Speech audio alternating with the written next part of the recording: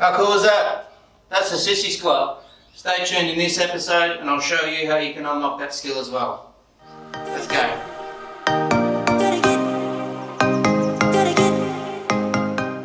Hey guys, it's your Modern Day Viking here with another tutorial on unlocking a skill, this being the sissy squat, and I thought let's start this one a little bit differently than ones we normally see, with a history lesson in Greek mythology. So, I don't know about you, but I've always often wondered why the hell do they call it the sissy squat. So I thought I would get my PhD in Google search on and do a bit of investigating, and as it turns out it's got a rather cool story behind the name. So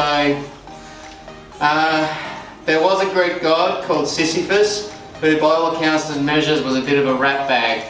And Zeus, who was renowned for his bad temper, banished Sisyphus to Tartarus. So not only did he banish him there, he damned him with the task of rolling a great stone to the top of a hill every day. The only drawback with that was the next morning it was back at the bottom of the hill, and so the cycle continues. And by all reports, Sisyphus was normally depicted having a rather large set of quads. So in terms of isolating the quads, and especially the teardrop of your quads, this is probably going to be one of those exercises that's really good for that. So let's get on to the next step. Okay, so let's talk progressions in terms of doing an exercise that's a little bit easier to work your way up to getting the full sissy squat. If I'm honest, I really just did unlock this skill just doing partial reps. So I'd just go to here when it felt like I wanted to fall, or fold in half basically. I'd stop and just work with that range of motion. So it started honestly about here, and then I'd come back up. Here, come back up. I'd work on that for a week till I got better, or hit a certain amount of reps that I wanted to. I normally aim for 10, and then I'd just go a little bit deeper. The only thing you don't want to do when you're doing a sissy squat really is when you feel like you're going to fall or you start to cheat, you basically just fold in half, and then really all we're doing is a body weight squat. So I would just say, in terms of getting this right, good form, just lean back, and then obviously the better you get, the more you're going to have to lean back as you get closer to the ground. So that's it really. You can do partial reps. The only thing is it's a little bit hard to track. So you're just going by feel if you're not measuring it. So let's have a look at another way where you can track that to measure your progress, to know that you're actually getting somewhere.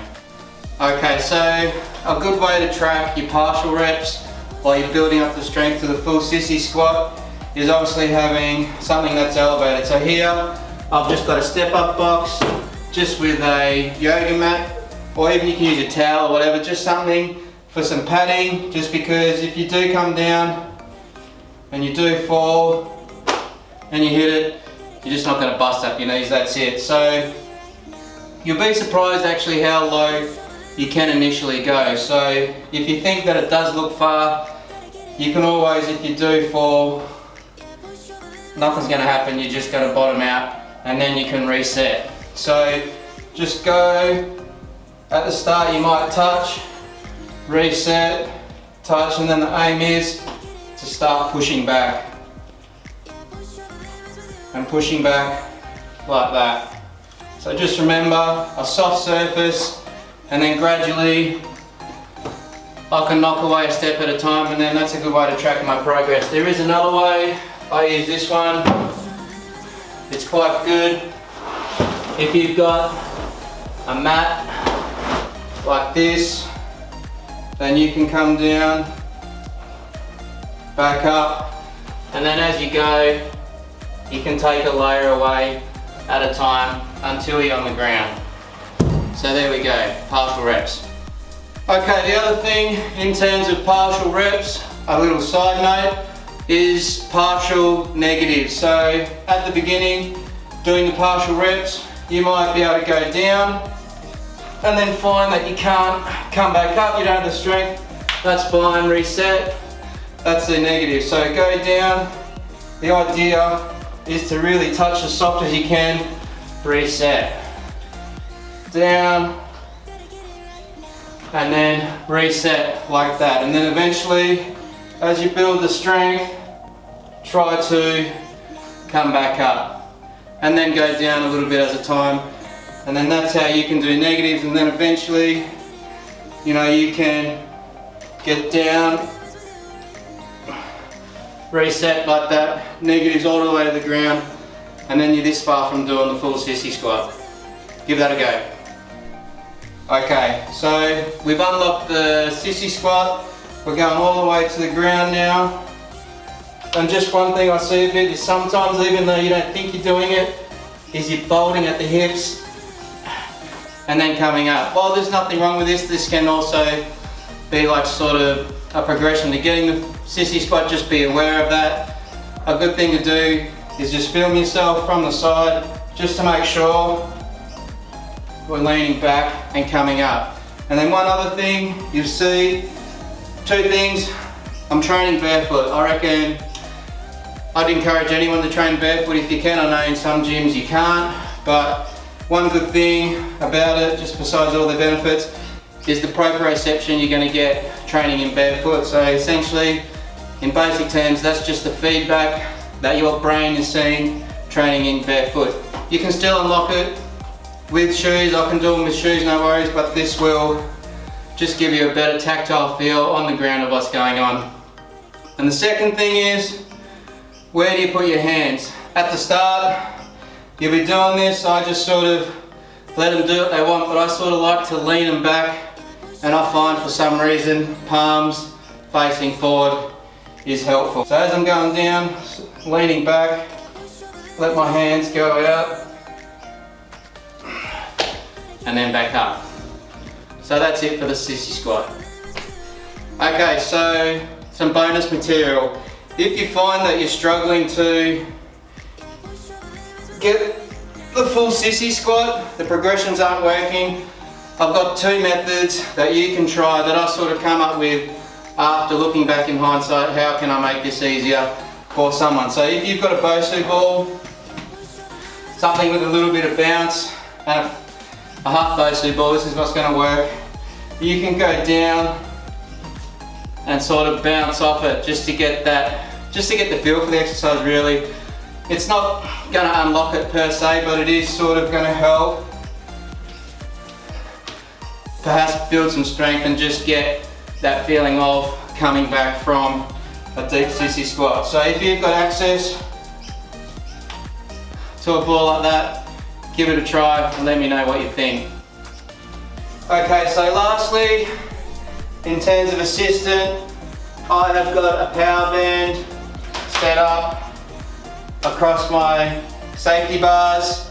And if you ask me, power bands or resistance bands, whatever you want to call them, are probably the greatest tool into breaking through plateaus or as a form of progression into unlocking a skill. So just with the power bands, as I call them, you do want something that's going to be fairly strong. This is the second thickest one. There's one up from here. Anything sort of less doesn't feel like it's really helping at all anyway. So just set up close, lean back. It's going to help with the eccentric as well as the concentric, sort of springing your way back up. So again, that's going to give you that sort of feel what it is to get that sissy squat if you're having trouble getting that final stage.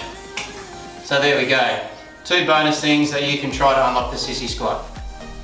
Okay, so the sissy squat, it's easy now. Is that it for the journey? Far be it, my friends. You can, in terms of our progressively overloading journey, just add weight to the exercise. I like to use a weight vest just because it keeps my center of gravity good. And then, you know, it's just a case of exactly the same. I like my hands out like this and then up. So yeah, weight vest. If you don't have a weight vest, you know, you can get a bumper plate or something like that and keep it close to home. This is going to make you work a lot harder in terms of balance, just because your arms aren't out there helping with, you know, your stability, but that's also another way. So yeah, this is a 10 kilo, 20 kilo vest, and you know, sort of, if you're doing 20 kilos for reps of 10 or more, good luck to you. You know, is there any need to go any heavier? And you should have a decent set of quads, and in particularly the teardrops by that stage. And then here's one other way that we can progressively make this exercise harder. Okay, so lastly, we can do deficits. And in terms of difficulty for the sissy squat, this in my opinion is the hardest. So, I mean, all you're really doing is just increasing the range of motion that your muscles got to travel. So, I don't really practice this a lot. I'm still working on the weight vest, building strength, but just doing a practice one before the camera, you know, the feeling I get from just this compared to the weight vest is way harder. So you're just going to, this is why I also like to do this one barefoot, so I really feel what's going on. And as you come down, you're really gonna have to lean back. And there we go.